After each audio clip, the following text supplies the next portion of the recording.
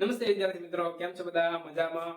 હું છું મિસ્ટર કેકે અને સ્વાગત કરું છું મારી આ YouTube channel learning with mister KK ની અંદર. જૈવિક અણુઓની અંદર આજે આપણે ત્રીજા ભાગની અંદર આવી ગયા છીએ. તો ત્રીજા ભાગની અંદર આજે કંઈક નવું શીખી લઈએ. ચાલો, આજે શીખવાનું છે ગ્લુકોઝનું સક્રિય બંધારણ. ગયા લેક્ચરમાં આપણે ગ્લુકોઝના બંધારણ વિશે માહિતી મેળવી હતી કે ભાઈ ગ્લુકોઝનું બંધારણ છે, કઈ કઈ પ્રક્રિયાઓ આપે છે, એના આધારે ગ્લુકોઝમાં કયા કયા ઘટકો રહેલા છે એ આપણે માહિતીની મેળવી હતી. આજે આપણે અત્યારે ગ્લુકોઝનું જે સક્રિય બંધારણ છે એના વિશે માહિતી મેળવવા છે. જે આપણે અગાઉના લેક્ચરમાં શીખ્યા છીએ કે ભાઈ ગ્લુકોઝ છે આવા બંધારણ ધરાવે છે, આવા ઘટકો ધરાવે છે, એ ઘટકો એ હકીકતમાં ધરાવે છે કે નહીં એની ચકાસણી કરી અને એમાંથી એનું ચક્રીય બંધારણ છે આપણે સાબિત કરવાનું છે. તો એની આપણે 2 થી 3 પ્રક્રિયાઓ છે આપણે જોવાની છે. ગયા લેક્ચરમાં આપણે જોયું હતું ગ્લુકોઝનું બંધારણ. એની અંદર આલ્ડિહાઇડ સમૂહ હતો, બરાબર? હવે આલ્ડિહાઇડ સમૂહ જો હોય ગ્લુકોઝની અંદર તો એને એ સ્કીપ કસોટી આપે. સ્કીપ એ શેફનો એક પ્રકારનો રિએજન્ટ છે. એ આલ્ડિહાઇડ સંયોજન સાથે ગુલાબી રંગ આપે. તમારું કોઈ આલ્ડિહાઇડ સંયોજન હોય કે જેની અંદર ક્રિયાશીલ સમૂહ કોણ હોય? આલ્ડિહાઇડ. એની અંદર જો સ્કીપના પ્રક્રિયામાં તમે થોડા ટીપા નાખો તો ગુલાબી મસ્ત રંગ આવે. તો એ રંગ છે એ આ ગ્લુકોઝ આપતું નથી, મતલબ સ્કીપ કસોટી આપતું નથી. પછી સોડિયમ હાઇડ્રોજન સલ્ફાઇડ, બરાબર? સોડિયમ હાઇડ્રોજન સલ્ફાઇડ સાથે હાઇડ્રોજન સલ્ફાઇડ પણ બનાવતું નથી, એટલે કે યોગશીલ નિપજ બનાવતું નથી. આ એવું ત્યારે જ થઈ શકે કે જો ગ્લુકોઝની અંદર આલ્ડિહાઇડ સમૂહ આવેલો ન હોય. રેડી? તો આપણે તો આની પહેલાના લેક્ચરમાં એવું શીખ્યા હતા કે ભાઈ ગ્લુકોઝ છે એ આલ્ડિહાઇડ સમૂહ ધરાવે છે. તો અહીંયા આ બે કસોટીના આધારે એટલી જાણવા મળી વાત કે ભાઈ ગ્લુકોઝ છે એની અંદર આલ્ડિહાઇડ સમૂહ આવેલો નથી. તો આપણે બંધારણ ગ્લુકોઝનું આપણે સાબિત સાચું રાખવું કયું એ ક્વેશ્ચનની વાત છે. રેડી? બીજું, ત્યારે આપણે આની પહેલાના લેક્ચરમાં જોયા હતા કે ગ્લુકોઝ છે એની એસિટિક એનહાઇડ્રેટ સાથે પ્રક્રિયા કરેલ ગ્લુકોઝનું પેન્ટા એસિટેટ સંયોજન બનાવ્યું હતું. એ જે ગ્લુકોઝનું પેન્ટા એસિટેટ સંયોજન છે એની અંદર આલ્ડિહાઇડ સમૂહ મુક્ત હતો ઉપર. જો મુક્ત સમૂહ હોય તો એ હાઇડ્રોક્સિલ એમાઇડ સાથે પ્રક્રિયા કરી અને ઓક્સાન બનાવે, બરાબર? તો એ પેન્ટા એસિટેટ સંયોજનની તમે હાઇડ્રોક્સિલ એમાઇડ સાથે પ્રક્રિયા કરાવો તો એ એમાઇડ સંયોજન પ્રક્રિયા કરી હાઇડ્રોક્સિલ સાથે એક પ્રકારનો ઓક્સાઇડ છે બનાવતો નથી. એ એવું સાબિત કરે કે ગ્લુકોઝની અંદર આવેલો આલ્ડિહાઇડ સમૂહ છે એ મુક્ત નથી. જો મુક્ત હોય તો એ પ્રક્રિયા આપે અને હાઇડ્રોક્સિલ એમાઇડ સાથે પ્રક્રિયા કરી ઓક્સાઇડ બનાવે, પણ બનાવતું નથી. માટે એ જે આલ્ડિહાઇડ સમૂહ છે મુક્ત નથી. બીજું, તો સાહેબ અમારે હવે કરવું શું? તો એ બેઝના આધારે ગ્લુકોઝ છે બે પ્રકારના બંધારણ ધરાવે, જુદા જુદા, બરાબર? એ જે સક્રિય બંધારણ આપણે જોયું હતું એ ગ્લુકોઝ છે બે પ્રકારના બંધારણ ધરાવે છે, એક આલ્ફા ગ્લુકોઝ અને બીટા ગ્લુકોઝ. ચાલો શીખીએ. જો મેં તમને જે વાત કરી અહીં લખ્યું છે, સ્કીપ કસોટી આપતું નથી, સોડિયમ હાઇડ્રોજન સલ્ફાઇડ સાથે યોગશીલ નિપજ આપતું નથી, મતલબ એ આલ્ડિહાઇડ સમૂહ છે એની અંદર આવેલો છે એ સાબિતી મળતી નથી, બરાબર? બીજું, ગ્લુકોઝનું જે પેન્ટા એસિટેટ સંયોજન છે હાઇડ્રોક્સિલ એમાઇડ સાથે પ્રક્રિયા કરતું નથી, તેથી એમાં આવેલો આલ્ડિહાઇડ સમૂહ છે એ મુક્ત હોવો જોઈએ નહીં. એટલે કે આલ્ડિહાઇડ સમૂહ મુક્ત નથી. તો છે શું? ગ્લુકોઝ છે બે પ્રકારના સ્વરૂપ ધરાવે, એક આલ્ફા ગ્લુકોઝ અને બીટા ગ્લુકોઝ. જો આલ્ફા ગ્લુકોઝ છે કઈ રીતે મેળવવામાં આવે, બીટા ગ્લુકોઝ છે કઈ રીતે મેળવવામાં આવે, મેં તમને બે સ્ટેપમાં એક સાથે પ્રક્રિયા લખી છે. આલ્ફા ગ્લુકોઝ છે તમારો જે ગ્લુકોઝનો અણુ હોય એનું તમે ટેમ્પરેચર 303 કેલ્વિન જેટલું રાખો, બરાબર? અને ગરમ કરો. ગરમ કર્યા પછી એનું ઠંડુ પાડી અને એનું સ્ફટિકીકરણ કરો તમે. તો સ્ફટિકીકરણની અંતે એ જે ઘટક મળે એનું તમે ઉત્કલન બિંદુ લ્યો, ગલન બિંદુ લ્યો, અને જો 419 આવે તો એ તમારો કયો ગ્લુકોઝ હોય? આલ્ફા હોય. શું કીધું? જે તમારો ગ્લુકોઝ છે એની 303 કેલ્વિન તાપમાને પ્રક્રિયા કરો, જે ઘટક મળે એનું સ્ફટિકીકરણ કરી એનું ગલન બિંદુ લેતા જો 419 કેલ્વિન આવે તો એ તમારો ઘટક કોણ હોય? આલ્ફા હોય. જો તમે એ ગ્લુકોઝની 371 કેલ્વિન તાપમાને પ્રક્રિયા કરો, જે ઘટક મળે એનું સ્ફટિકીકરણ કરી એ સ્ફટિકોની તમે ગલન બિંદુ લ્યો અને જો 423 કેલ્વિન આવે તો સમજવાનું એ ઘટક તમારો કોણ છે? બીટા ઘટક, એટલે કે બીટા ડી ગ્લુકોઝ છે. તો ગ્લુકોઝ બે પ્રકારના બંધારણ ધરાવે છે, એ તમને ખ્યાલ આવ્યો? હવે અહીં સમજો કે આ જે બધા પુરાવા આપણે જોયા ને, આ પુરાવા દર્શાવે છે કે ગ્લુકોઝ છે સરળ શૃંખલા ધરાવતું નથી. કાલે આપણે જોયું, બરાબર? એ જે સરળ શૃંખલા છે એવું સરળ શૃંખલા હોવી જોઈએ અને ગ્લુકોઝ એવી શૃંખલા ધરાવતો નથી. ઓકે, કેવું સ્ટ્રક્ચર ધરાવે છે એના વિશે આપણે ભણીએ. ઓકે, તો આ તમારે લખવું તો લખી લો, સ્ક્રીનશોટ પાડો તો પાડી લો ફટાફટ. ચાલો ઓકે, જોઈએ આગળ. તો એ કેવું સ્ટ્રક્ચર ધરાવે છે, સ્ટ્રક્ચર વિશે આપણે માહિતી મેળવીએ. વિદ્યાર્થી મિત્રો એકદમ ઈઝી છે, કાંઈ અઘરું છે. જો ગ્લુકોઝ છે, ગ્લુકોઝ ની અંદર 6 કાર્બન આવે, તમને ખ્યાલ છે. એમાં જે ગ્લુકોઝ છે, ધારો કે તમને ગ્લુકોઝ દોરી દો. ગ્લુકોઝ એટલે શું થાય? CH C 5 6 કાર્બન દોરી દો. પેલા 3 ને 5 ને 1 6 6 એટલે છઠ્ઠા ઉપર OH. યાદ કરો, ત્રીજા કાર્બન ઉપર કોણ જોડવાનું છે? S. બાકીના બધા શું જોડી દો? OH OH અને OH. અહીંયા શું આવશે? H, અહીંયા OH, અહીંયા H, અહીંયા પણ H. રેડી? હવે ગ્લુકોઝ છે કેવું સક્રિય બંધારણ ધરાવે છે તમને વાત કરીએ. સરળ શૃંખલા બંધારણ ધરાવતું નથી. તો ચક્રીય બંધારણ કેવું છે? જો કાર્બન નંબર આપો 1 2 3 4 અને 5. આ જે 5મા નંબરનો કાર્બન છે એમાં રહેલા OH સમૂહનું વિસ્થાપન છે એ પ્રથમ કાર્બન ઉપર થાય. બરાબર? જોજો, OH સમૂહ છે એમાં રહેલા હાઇડ્રોજન છે એ હાઇડ્રોજનનું વિસ્થાપન તમારા પહેલા ઘટક સાથે થાય. આ હકીકતમાં આલ્ડિહાઇડ સમૂહ આ રીતે હોય, ડબલ બોન્ડ O અને H આ રીતે હોય. તો થાય શું? આ H છે એ અહીંયા જોડાય તો તમારો ઘટક શું બને? જોવાય C અને એની સાથે S તો હતો, એની સાથે કોણ આવી ગયો? અહીંયા એક O હતો, એની સાથે જોડાય H. બાકીના કાર્બન દોરો તો 2 3 4 5 અને 6 6 એટલે છઠ્ઠા ઉપર CH2OH. 5મા ઉપરથી અહીંથી ગેલો છે, અહીંયા OH, ત્રીજા ઉપર H OH, બાકીનું જોડી દો H OH H અને H. રેડી? તો આ જે પહેલો કાર્બન અને 5મા નંબરનો કાર્બન છે એની વચ્ચે આવું એક ચક્ર બન્યું. બરાબર? તો આ જે ઘટક બન્યો એને કહેવાય ચક્રીય બંધારણ છે ગ્લુકોઝનું. હવે ગ્લુકોઝનું બંધારણમાં જે તમારો પહેલો કાર્બન સાથે હાઇડ્રોજન પરમાણુ જે ગયો છે એ પરમાણુ ગયો ને, તો આ જે પહેલો કાર્બન જે ક્રિયાશીલ સમૂહ આલ્ડિહાઇડ હવે નહીં રહેતો, નામ આવી ગયો હાઇડ્રોક્સિલ સમૂહ આવી ગયો. તો આ જે કાર્બન છે ને એ કાર્બનને કહેવાય એનોમેરિક કાર્બન. શું કહેવાય? એનોમેરિક કાર્બન. જ્યાં આલ્ડિહાઇડ સમૂહ તમારો ક્રિયાશીલ સમૂહ હતો ત્યાંથી 5મા નંબરમાં રહેલા OH માનો હાઇડ્રોજન ત્યાં જાય અને એ જે ઘટક પાસે જાય છે એ જે કાર્બન છે એ કાર્બનને કહેવાય એનોમેરિક કાર્બન. ઓકે, અહીંયા OH સમૂહ કઈ બાજુ છે? જો જમણી બાજુ છે, માટે આ જે ગ્લુકોઝ છે કયો છે? Alpha glucose. રેડી? આને આ જ ઘટક છે. જો આ તમારો જે OH સમૂહ છે એ અહીંયા છે, આ જગ્યાએ જોડાણ બદલે આ બાજુ જોડાય, H આ બાજુ જોડાય તો સ્ટ્રક્ચર કેવું બને? જો C 6 કાર્બન દોરી ગયો 3 4 5 અને 6 CH2OH. અહીંયાથી તમારી શૃંખલા અહીંયા H.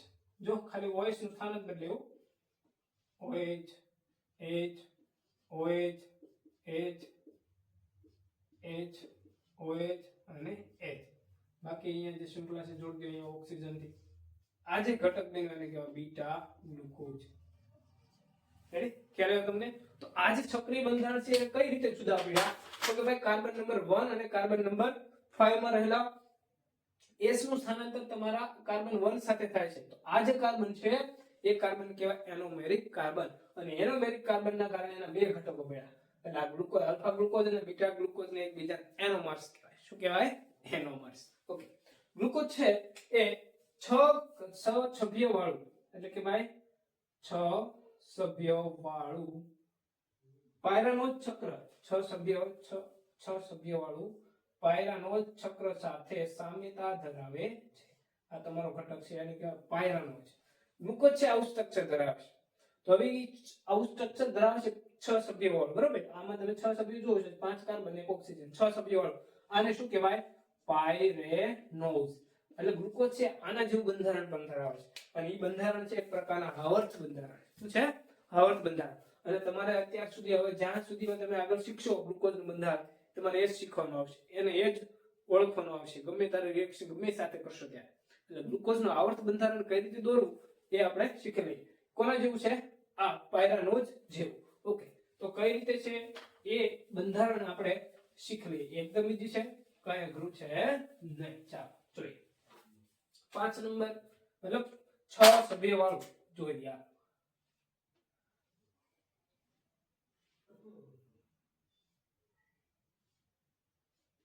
1 2 3 4 5 અને 6 છઠ્ઠો કાર્બન છે તમારો અહીંયા જોડવાનો CH2OH. બાકીના કાર્બન ગણો 1 2 1 2 અને 3. ત્રીજા ઉપર H. બાકી જોડી દો OH OH OH OH H H H અને H. આ જે ઘટક મેળવ્યો વિદ્યાર્થી મિત્રો આને કહેવાય આલ્ફા ગ્લુકોઝ. ખ્યાલ આવ્યો તમને? આ જે બંધારણ છે આલ્ફા ગ્લુકોઝ નું કેવું બંધારણ કહેવાય? આવર્ત બંધારણ. રાઈટ? હવે જો તમે આની પહેલા હમણાં સ્ટ્રક્ચરમાં જોયા બીટા સ્થાન ઉપર અહીં OH આ જગ્યાએ હતો એની જગ્યાએ આ જગ્યાએ આવી ગયું પહેલા જ કાર્બન સાથે. તો અહીંયા શું કર્યું આપણે? આ જે OH છે દેખસ તમે આ OH નું જરાક અહીંયા ફેરવી નાખો. અહીંયા OH મૂકો નીચે H મૂકો તો આ તમારું કઈ બંધારણ થઈ જાય? Beta glucose. રેડી? બંને સમઘટકો ફક્ત OH ના સ્થાનની અદલાબદલી કરવાથી જ સ્ટ્રક્ચરમાં ફેર થાય. બાકી એનું સ્ટ્રક્ચર એકદમ ઈઝી છે. બે હરખા છે. ઓકે. તો જે આલ્ફા ગ્લુકોઝ નું સ્ટ્રક્ચર જે આવા છે એવું જ બીટા ગ્લુકોઝ નું છે. બીટા હોય તો OH ઉપરની બાજુ હોય અને આલ્ફા હોય તો OH નીચેની બાજુ હોય છે. તો આ તમારું જે સ્ટ્રક્ચર છે એ કોનું સ્ટ્રક્ચર છે? ગ્લુકોઝ નું સ્ટ્રક્ચર થયું. ઓકે. તો આપણે ગ્લુકોઝના ચક્રીય બંધારણ વિશે આજે આપણે માહિતી મેળવી છે. તમારે આ સ્ટ્રક્ચર છે એ આગળના લેક્ચર સેકેરાઇડ આવશે, આપણે મોનોસેકેરાઇડ તો ભણી ગયા, ડાયસેકેરાઇડ ભણશું એની અંદર આ કામ આવશે. એટલે આ સ્ટ્રક્ચર તમારે યાદ રાખી લેવાનું છે. રેડી? ચાલો હવે જોઈએ ફ્રુક્ટોઝ નું બંધારણ. ફ્રુક્ટોઝ છે કેવું બંધારણ ધરાવે છે? આપણે ગ્લુકોઝ વિશે માહિતી મેળવી તો ભાઈ ફ્રુક્ટોઝ વિશે કઈ માહિતી છે કે નહીં એના વિશે આવો શીખીએ. ચાલો ફ્રુક્ટોઝ છે, ફ્રુક્ટોઝ વિશે આપણે માહિતી મેળવીએ. ફ્રુક્ટોઝ છે એ ગ્લુકોઝનો ભાઈ છે એમ પણ કહી શકાય. પહેલી વાત તો કે ભાઈ ગ્લુકોઝ છે એ આલ્ડોહેક્સોઝ હતો. અહીંયા જે ફ્રુક્ટોઝ છે એ કેવો છે? કીટોહેક્સોઝ. મેં તમને ત્યારે પણ કીધું હતું આના લેક્ચરમાં કે ભાઈ આ જે ફ્રુક્ટોઝ છે એ કીટોહેક્સોઝ છે. એ સુક્રોઝના જળ વિભાજનથી ગ્લુકોઝ અને ફ્રુક્ટોઝનું મિશ્રણ મેળવ્યું હતું. રેડી? તો સુક્રોઝના જળ વિભાજનથી પણ આ મળે છે. બીજું શેમાંથી મળે યાદ રાખજો, તમને એમસીક્યુ માં પણ પૂછી શકે.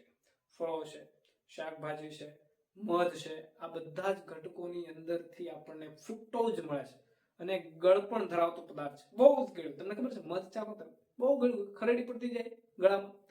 એટલે ભાઈ ગળપણ ધરાવતો પદાર્થ તરીકે તો ગળપણ વધારવા માટે તમારો આ ઘટક છે એ વપરાય છે. ઓકે. તો ગ્લુકોઝનું બંધારણ છે શું એના વિશે માહિતી મેળવી.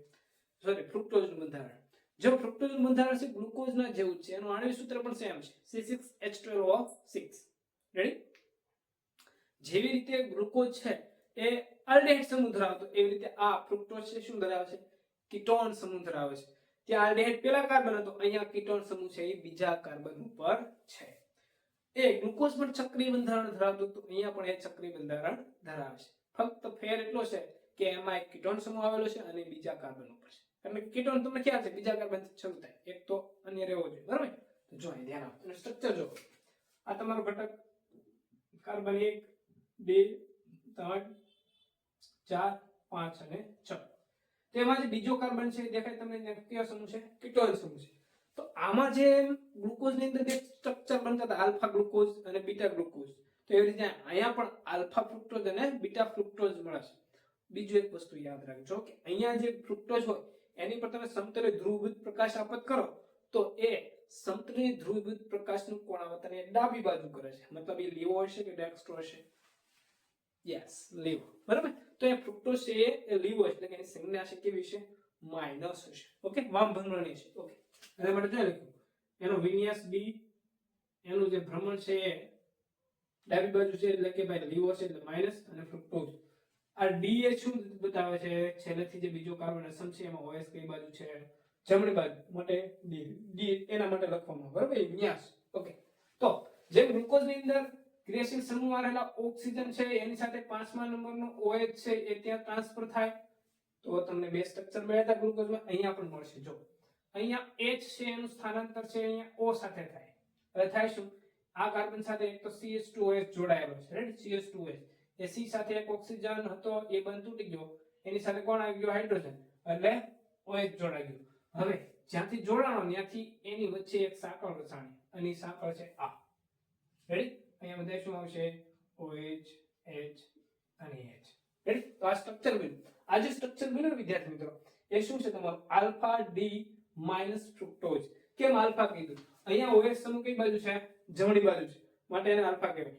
જો આ OH સમૂહ તમારો આ સાઈડ હોય અને CH2OH સમૂહ આ બાજુ હોય તો એ તમારો કયો ઘટક થઈ જાય? બીટા ઘટક થઈ જાય. ખ્યાલ આવે છે મારી વાત તમને? તો આ રીતે જેમ ગ્લુકોઝનું સ્ટ્રક્ચર તો એ રીતે ફ્રુક્ટોઝનું પણ છે. ગ્લુકોઝ જે એ 6 સભ્ય વાળા બંધારણ સાથે પાયરાનોસ સાથે બંધ બેસતું થતું હતું, બરોબર.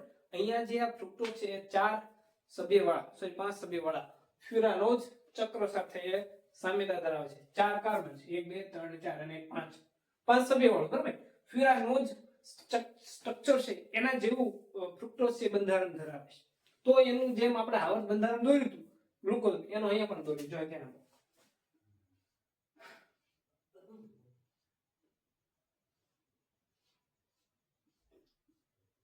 રેડી? અહીંથી ધ્યાન આપો, અહીંથી જોતા જઈએ. પહેલા કાર્બન ઉપર કોણ છે? તો કે સાહેબ CH2OH. રેડી? એની સાથે આ બીજો કાર્બન, એની સાથે કોણ જોડાયેલો છે? OH. રેડી? ત્રીજા સાથે કોણ છે? H, પછી OH અને H. અહીંયા જોડી દો H, અહીંયા જોડી દો OH, અહીંયા કોણ છે છેલ્લે? CH2OH. આ જે તમારો ઘટક બન્યો એ તમારો શું છે? ફ્રુક્ટોઝ છે. શું છે? ફ્રુક્ટોઝ. પણ કેવો ફ્રુક્ટોઝ છે? એ આલ્ફા. કેમ આલ્ફા? અહીંયા OH સમૂહ કઈ બાજુ છે? નીચે બાજુ છે. જો OH સમૂહ ઉપર બાજુ હોય તો કયો થઈ જાય તમારો? એ બીટા ઘટક થઈ જાય. કયો થઈ જાય? બીટા. તો કઈ રીતે સ્ટ્રક્ચર બને છે તમને ખ્યાલ આવ્યો? આ જે સ્ટ્રક્ચર છે એનો આવર્ત બંધારણ, બરાબર. યાદ રાખજો, ગ્લુકોઝ છે એ દક્ષિણ ભ્રમણીય છે, ફ્રુક્ટોઝ છે એ વામ ભ્રમણીય છે.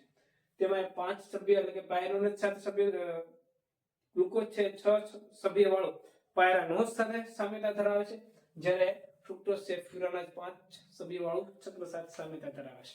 રેડી? આ તો ગ્લુકોઝનું બંધારણની વાત આપણે કરી.